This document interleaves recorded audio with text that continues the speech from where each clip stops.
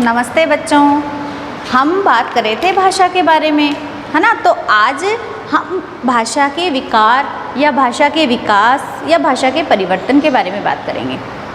भाषा जो है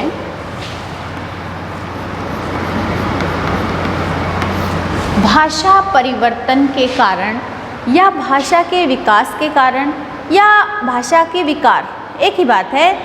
तो देखो, भाषा जो है वो चिर परिवर्तनशील है, भाषा परिवर्तित होती रहती है।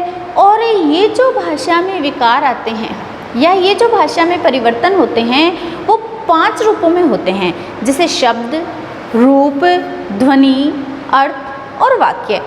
तो यूँ तो हम क्या है कि इन पांचों का अलग अलग अध्याय के हिसाब से अध्ययन करेंगे, अध्यायवार इनको पढ़ेंगे। लेकिन जो मुख्य रूप से हम जब भाषा के परिवर्तनों की बात करते हैं तो इस विकार को या इस परिवर्तन को हम 2 वर्गों में रख लेते हैं। पहला वर्ग आता है अभ्यंतर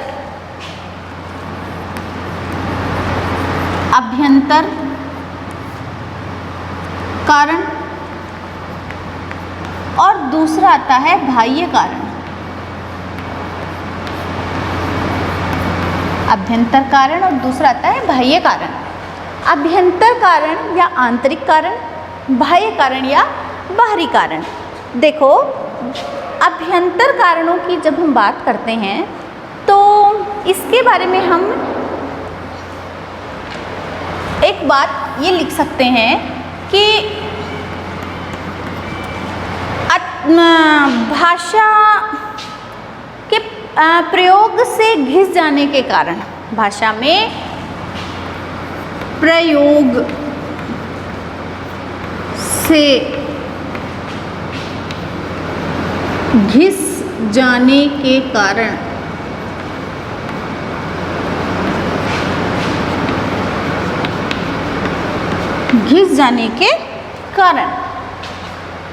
बार बार, जैसे देखो, हर चीज़ हर वस्तु निरंतर प्रयोग करते रहने से वो घिस जाती है। वैसे ही भाषा में भी ऐसे विकार देखे गए हैं या ऐसे परिवर्तन देखे गए हैं। जैसे संस्कृत की जो विभक्तियां हैं उनका हिंदी में आते आते घिस जाना या हिंदी में आते आते वो संस्कृत की विभक्तियों का गायब हो जाना आदि जो कारण है वो इस वर्ग के अंतर्गत आते हैं। दूसरा जो इसमें पॉइंट आता है वो है प्रयत्न लाघव।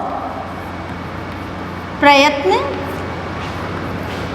लाघव, देखो, प्रयत्न का मतलब हम बोलने के लिए जो प्रयास करते हैं, जो अभ्यास करते हैं, और लाघव का मतलब होता है शॉर्टकट, है ना। कि जैसे आजकल हर चीज़ में ही जैसे शॉर्टकट चल रहा है, तो बोली में भी, भाषा में भी इन शॉर्टकट्स का प्रयोग किया जाता है। इसको हम मुख सुख भी बोल सकते हैं। प्रयत्न लाघव को हम मुख सुख, मतलब मुख को सुख मिले, इसलिए प्रयत्न लाघव का प्रयोग किया जाता है। जैसे देखो, एक खेत होता है, उस खेत के घूम के रास्ता होता है, लेकिन हम लोग सुख के लिए उसके बीच में पगडंडी डाल देते हैं। वैसे ही भाषा में भी मुख सुख के लिए या प्रयत्न लाघव की प्रवृत्ति के कारण परिवर्तन या विकार आ जाते हैं। जैसे स्टेशन शब्द है, स्टेशन को बोलने में थोड़ा प्रयत्न करना पड़ता है, और प्रयत्न लाघव में हम इसको बोल देते हैं टेशन,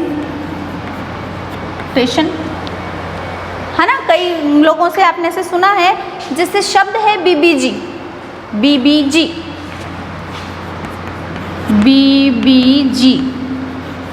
हम इसको प्रयत्न लाघव में क्या बोल देते हैं, बीजी। पंडित जी को पंडित जी, पंडित हटा दिया, उसका पंडित जी हो गया। या फिर देखो, जैसे ये पंडित दीनदयाल उपाध्याय शेखावाटी यूनिवर्सिटी है, इसको शॉर्ट में क्या बोल देते हैं, PDUSU। या फिर जवाहरलाल नेहरू यूनिवर्सिटी है तो JNU।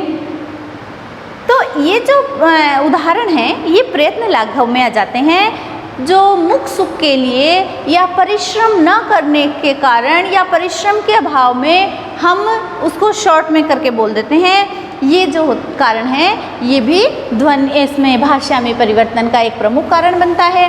इसके बाद अगला कारण आता है भावातिरेक। भावातिरेक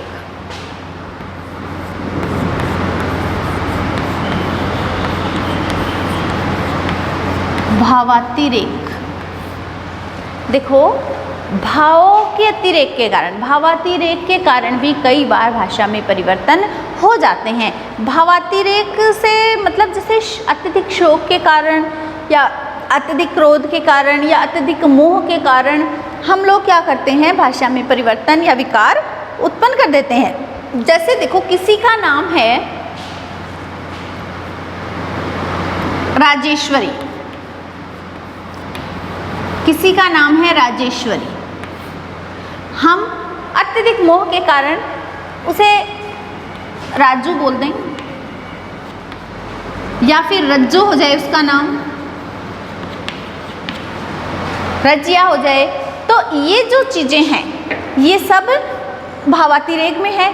अब देखो, एक बच्चा है वो अपनी माँ को माँ बोलता है, मम्मी बोलता है, कई बार उसको अत्यधिक मोह आ जाए या उसका कुछ विशेष स्वार्थ सिद्धि के लिए वो अपनी मम्मी को माता राम, माता जी, माता श्री ऐसे शब्दों का जब वो प्रयोग करता है तो वहाँ भी भावातिरेक हो गया। कई बार गुस्से में भी, अत्यधिक क्रोध के कारण भी, जैसे कोई बच्चा है उस बच्चे पे क्रोध है तो बच्चू, समझ के रहियो बच्चू, अब मुझसे बच के रहियो बच्चू, तो बच्चे का बच्चू, माता का माता राम, माता श्री, माता जी, ऐसे जो शब्दों का प्रयोग है वो भावातिरेक में ही होता है। अब इसके बाद चौथा जो पॉइंट है वो है बलाघात। बलाघात देखो, बलाघात में क्या होगा कि कोई भी एक शब्द है वो उस पर अत्यधिक बल का प्रयोग किया जाए, अत्यधिक जोर दिया जाए, अत्यधिक बल दिया जाए, तो फिर क्या होता है कि उसकी जो पार्श्व की ध्वनियाँ हैं वो कमज़ोर पड़ जाती हैं, उसकी पार्श्व ध्वनियाँ कमज़ोर पड़ जाती हैं और वो कमज़ोर होते होते धीरे धीरे लुप्त हो जाती हैं। या फिर इसको शाब्दिक रूप में हम ये भी लिख सकते हैं कि अत्यधिक प्रयोग के कारण सबल ध्वनि की पार्श्ववर्ती ध्वनि लुप्त हो जाती है ना, सबल ध्वनि की पार्श्ववर्ती ध्वनि लुप्त हो जाती है। जैसे अग्निशय, अग्निशय का अंगीठी बन जाना या भ्रातृजाया का भौजी बन जाना, ऐसे जो शब्द हैं वो इसमें आते हैं बलाघात में, कि बल, अत्यधिक बल का प्रयोग करने से उसके अन्य जो ध्वनियाँ हैं या उसकी पार्श्व जो ध्वनियाँ हैं वो धीरे धीरे कमज़ोर पड़ती पड़ती फिर लुप्त पड़ जाती हैं। फिर देखो, जो अगला पॉइंट आता है इसमें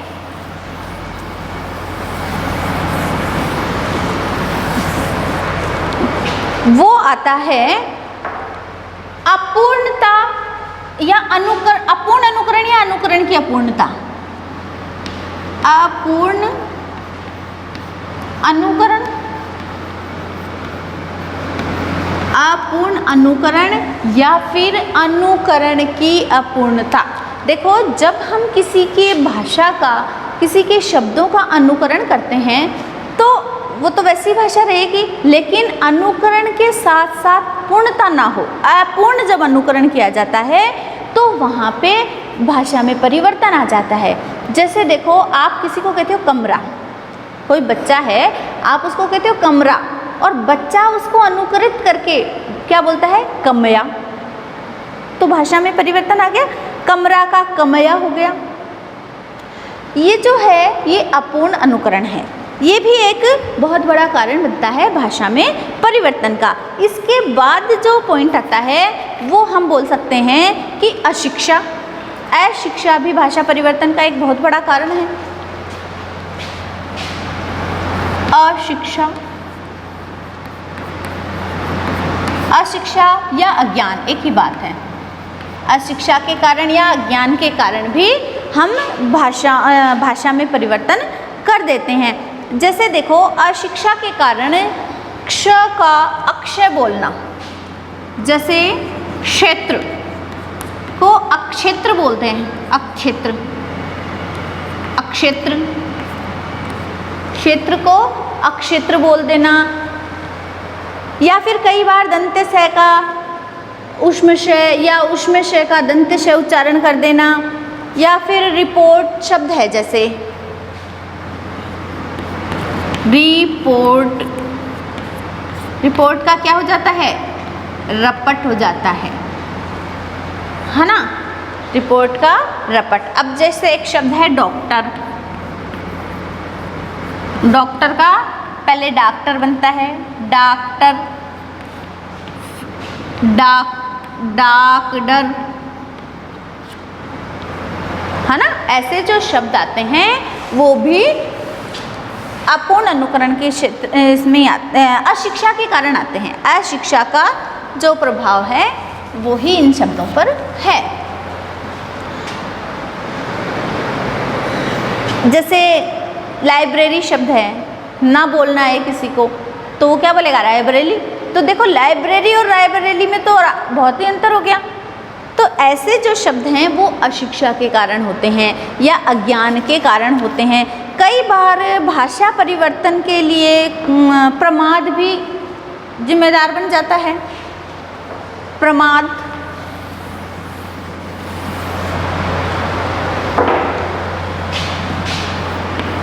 प्रमाद या फिर अत्यधिक ज्ञान, प्रमाद के कारण या अति ज्ञान के कारण। कई बार हम ये दिखाने के प्रयास में कि हमें बहुत अधिक ज्ञान है और हम जो शब्दों का उच्चारण करते हैं उससे भी भाषा में परिवर्तन आ जाता है। जैसे देखो सानुप्रासमय, सानुप्रासमय क्या मतलब हुआ इसका, ये अत्यधिक ज्ञान प्रदर्शन दिखा दिया यहाँ पे। सानुप्रासमय, इसका या तो सानुप्रास होगा, सानुप्रास भाई, सानुप्रास अनुप्रास से युक्त, या फिर इसको आप ऐसे लिख सकते हो अनुप्रासमय, अनुप्रासमय। तो या तो ये सही है या फिर ये सही है, लेकिन ये तो किसी भी तरीके से सही नहीं हो सकता। या फिर कई बार देखो ऐसे शब्दों का प्रयोग होता है जैसे सौंदर्यता, सौंदर्यता, सौंदर्यता भी नहीं है, या माधुर्यता, माधुर्यता शब्द है, सौंदर्यता शब्द है, या तो बोलो माधुर्य या बोलो मधुरता, या तो बोलो सौंदर्य या बोलो सुंदरता। लेकिन सौंदर्यता, माधुर्यता, सानुप्रासमय, ये जो शब्द हैं ये सब भाषा में विकार पैदा कर देते हैं। अब देखो कुछ लोग शाप को श्राप बोलते हैं, शाप शब्द को श्राप, तो ये भी भाषा परिवर्तन का कारण बन जाता है। तो ये जो कारण हम पढ़ रहे थे ये तो थे अभ्यंतर कारण। अब हम बात करते हैं भाषा के विकार पैदा करने के या भाषा में परिवर्तन लाने के बाहरी कारण।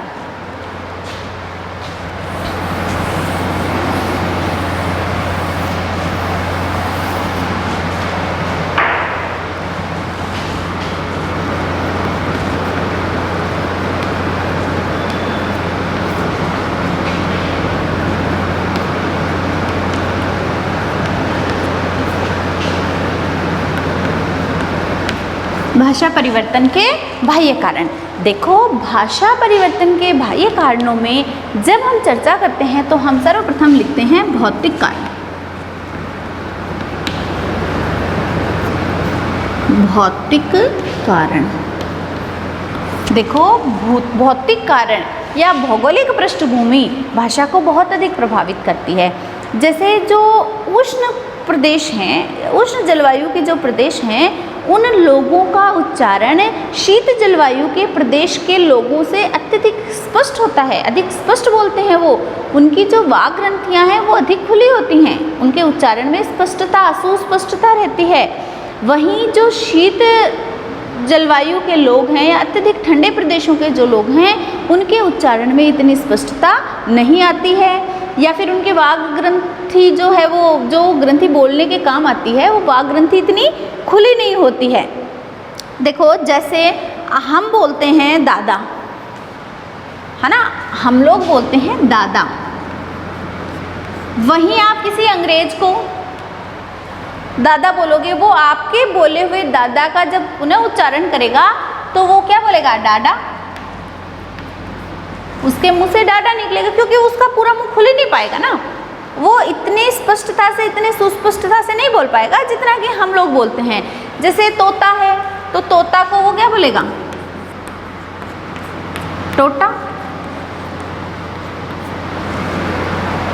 ठीक है। अब देखो दंत्य जो ध्वनियां हैं,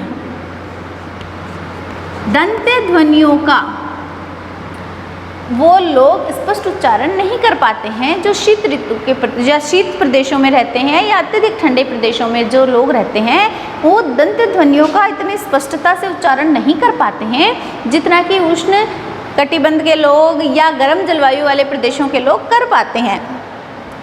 इसी में स भी आ जाता है।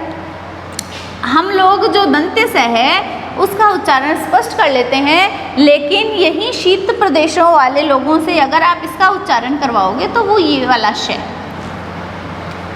तालव्य श का प्रयोग वो करेंगे, क्योंकि उनके वाग ग्रंथों में इस प्रकार का है कि वो खुल नहीं पाते हैं पूरे, वो स्पष्ट उच्चारण नहीं कर पाते हैं।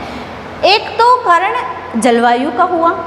अब देखो भौगोलिक कारणों में ही एक ऐसा कारण भी बनता है कि जो प्रदेश आवागमन के लिए ज़्यादा सुगम है, जहाँ पे लोग बाहरी लोग अत्यधिक आते हैं, वहाँ आना जाना ज़्यादा लगा रहता है, वहाँ भी भाषा में परिवर्तन आता है, क्योंकि दूसरे जो जगहों के लोग वहाँ आते हैं वो उन चीज़ों को बोलते हैं, उच्चारण करते हैं, हम उनका सुनते हैं, तो उससे हमें नए नए शब्द सीखने को मिलते हैं और फिर उन सीखे हुए शब्दों का हम अपनी भाषा में प्रयोग करते हैं, जिससे भी भाषा परिवर्तन हो जाता है। इसके बाद एक कारण जो बाहरी कारणों में आता है वो है राजनीतिक कारण। ये भी बहुत ही महत्वपूर्ण कारण है, राजनीतिक कारण। राजनीतिक कारण, राजनीतिक कारण देखो, राजनीति भी भाषा परिवर्तन को प्रभावित करती है। कैसे कि जो विजेता होता है ना, जो भी उसके क्षेत्र विशेष को जीत लेता है, जो उसका विजेता होता है, तो उस विजेता की भाषा वहाँ की जनता को प्रभावित करती है। जैसे किसी समय में हमारे यहाँ संस्कृत चलती थी, उसके बाद में हूण आए, फिर शक आए, कुषाण आए, तो हमारी भाषा में धीरे धीरे परिवर्तन हो गया। ये परिवर्तन ही है, इस परिवर्तन का ही परिणाम है कि हम धर्म को धम बोलने लगे थे, धर्म को धम, कर्म का कम। ये विजेताओं की, जो विजेता लोग जहाँ आए, जिन्होंने हमारे क्षेत्र को जीत लिया और वो यहाँ रहने लगे, तो हमारी भाषा में परिवर्तन आ गया। इसके बाद देखो धीरे धीरे और आगे बढ़ते हैं तो अंग्रेज आ गए। अंग्रेज़ों ने भी बहुत लंबे समय तक हमारे यहाँ शासन किया, तो अंग्रेज़ों की भाषा भी हमारी शब्दावली में आ गई, हमारी बोली में उनका प्रभाव हो गया। हम लोग अंग्रेजी बोलकर अपने आप को भी शासक जैसा महसूस करते थे। आज भी यहाँ हमारे अंग्रेजी का प्रचलन है कि जो ज़्यादा अंग्रेजी बोलता है हम उसको बहुत ज़्यादा बड़ा, पढ़ा लिखा या समझदार या स्टैंडर्ड का मानते हैं। तो ये शासकों की या विजेताओं की भाषा का ही प्रभाव है। इसके बाद उसके बाद देखो मुग़ल, अरबी, फ़ारसी ये भी आए, इनकी भाषाएं भी हमारी भाषाओं में शामिल हो गई। मुग़लों के शब्द भी आ गए, अरबी फ़ारसी के शब्द भी हमारी भाषाओं में शामिल हो गए। तो ये विजेताओं की भाषा ही जो थी जिसने आकर्षित किया हम लोगों को और हमारी भाषा में परिवर्तन आया। फिर तीसरा कारण बनता है धार्मिक कारण। तीसरा महत्वपूर्ण कारण है धार्मिक कारण।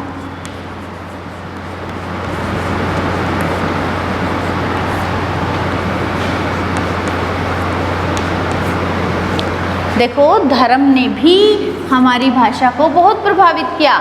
विभिन्न धर्मावलंबी हमारे देश में आए, अलग अलग प्रांतों से, अलग अलग जगहों से, अलग अलग धर्मों को मानने वाले, और उन्होंने भी आकर हमारी भाषा को प्रभावित किया। उन्होंने बहुत से ऐसे शब्द हमें दिए जिनका हम अपनी भाषा में प्रयोग करने लगे और हमारी भाषाओं में परिवर्तन हो गया या विकार उत्पन्न हो गया। जैसे देखो, खुदा, अल्लाह, मस्जिद या फिर पादरी, गिरजाघर, ऐसे जो शब्द हैं ये धार्मिक उससे संबंधित हैं, धार्मिक परिवर्तन के कारण बनते हैं या धर्म से जुड़े हुए जो शब्द हैं इनके कारण। और जैसे देखो, सरस्वती, सरस्वती का हरस्वती बोल देना या यम को यमी बोल देना, ये जो शब्द हैं ये सब धार्मिक परिवर्तनों के कारण ही या धर्म से ही प्रभावित होकर ऐसे परिवर्तन हुए थे। उसके बाद जो अगला पॉइंट आता है वो है सामाजिक कारण।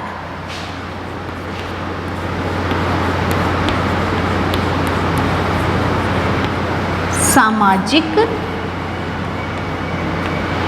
कारण, देखो मनुष्य समाज में रहता है, सामाजिक प्राणी है, और समाज की बोली या समाज की भाषा उसे बहुत अधिक प्रभावित करती है।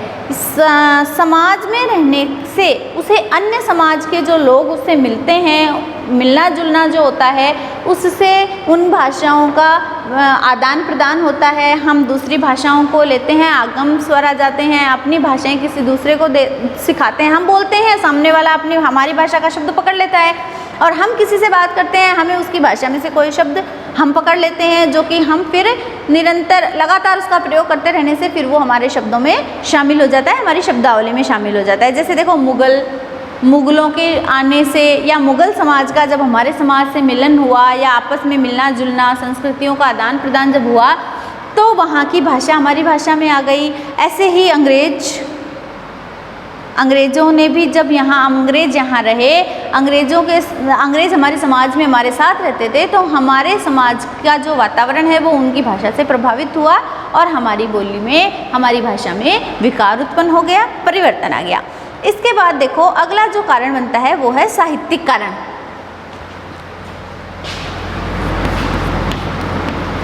साहित्यिक कारण,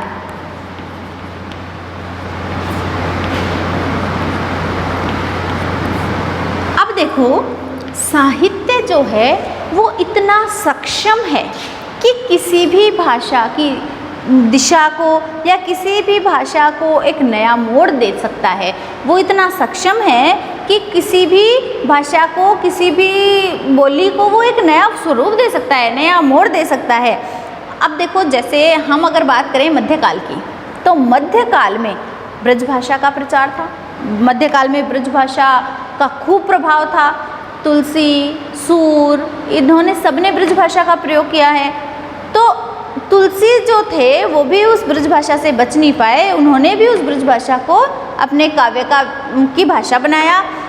और ये जो उसके बाद अगर बात करें तो भारतेंदु काल तक, भारतेंदु काल में यद्यपि ब्रज भाषा का ही प्रभाव था, लेकिन भारतेंदु काल के बाद फिर खड़ी बोली का प्रभाव हो गया। तो जो कवि थे या जो लेखक थे, गद्य में देख लो, पद्य में देख लो, खड़ी बोली का प्रयोग होने लगा। इससे पहले गद्य और पद्य दोनों में ही ब्रज भाषा का प्रयोग हुआ करता था।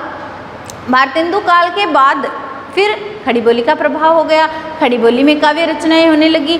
तो साहित्य जो है वो भी भाषा परिवर्तन में महत्वपूर्ण भूमिका निभाता है।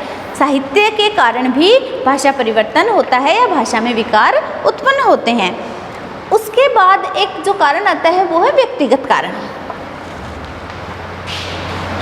व्यक्तिगत कारण,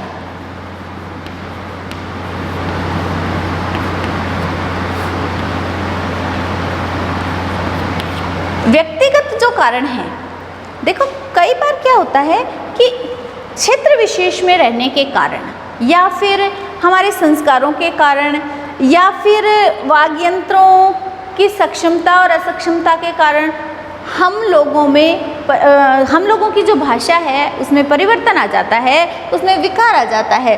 जैसे अंचल विशेष की या क्षेत्र विशेष की अगर बात करें तो कुछ जगहों पर ह बोला जाता है, कुछ जगहों पर है को स बोल दिया जाता है, कुछ जगहों पर ह को छ बोला जाता है। तो ये स्थान विशेष की बातें हो गई।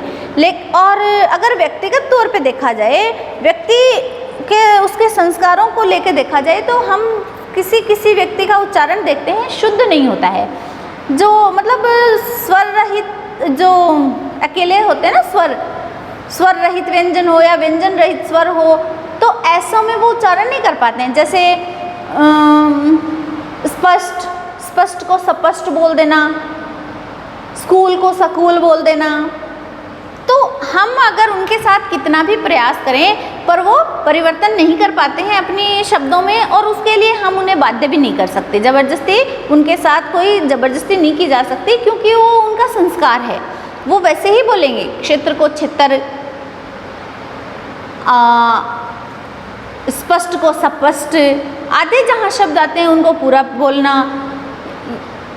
जहाँ श को स मतलब दंत स का ही प्रयोग करते हैं, वो चाहे उसमें श हो चाहे मूर्धन्य श हो, उन्हें उसी में सुख मिलता है या उनके हैबिट में ही नहीं है वो चीज़, वो सिर्फ स ही बोलेंगे। क्षमा समा, श स सुभाष तो सुभाष है, सुषमा तो सुषमा। तो ऐसे जो कारण है ये व्यक्तिगत कारण बनते हैं। अगर एक कारण की और बात करें तो हम देखते हैं अगला कारण है वैज्ञानिक कारण। वैज्ञानिक कारण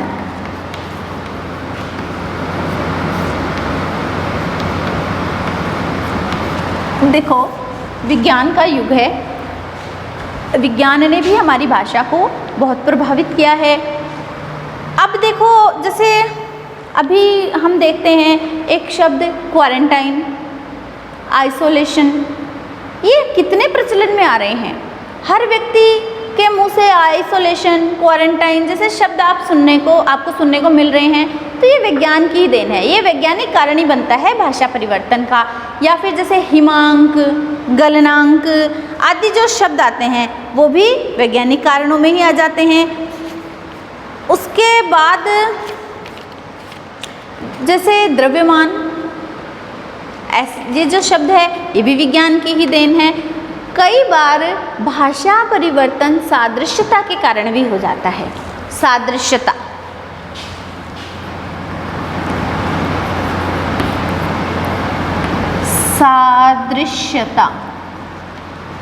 सादृश्यता मतलब देखने में एक जैसे से लगते हैं तो हम उनमें एक ही नियम लगा देते हैं। जैसे देखो, निर्गुण और सगुण ज़्यादातर साथ में ही आते हैं, निर्गुण सगुण। तो निर्गुण को अगर ऐसे लिखा है तो सरगुण, सगुण को भी सरगुण लिख देते हैं। ये गलत है, लेकिन लगातार गलत शब्द का प्रयोग करते रहने से फिर एक समय बाद में ऐसे लगता है कि यही सही है। अगर हम लगातार गलत ही गलत का प्रयोग करते रहेंगे तो वो हमारी आदत में बन जाएगा, वो हमारी हैबिट हो जाएगी, और फिर हम चाहकर भी सही का उच्चारण नहीं कर पाएंगे। इसलिए कोशिश करनी चाहिए कि सही शब्दों का ही हम उच्चारण करें।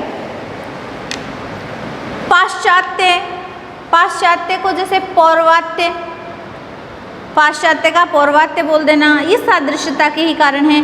तो ये सब जो थे ये भाषा के परिवर्तन के कारण थे। पहले हमने पढ़े आंतरिक कारण और ये सारे थे बाह्य कारण।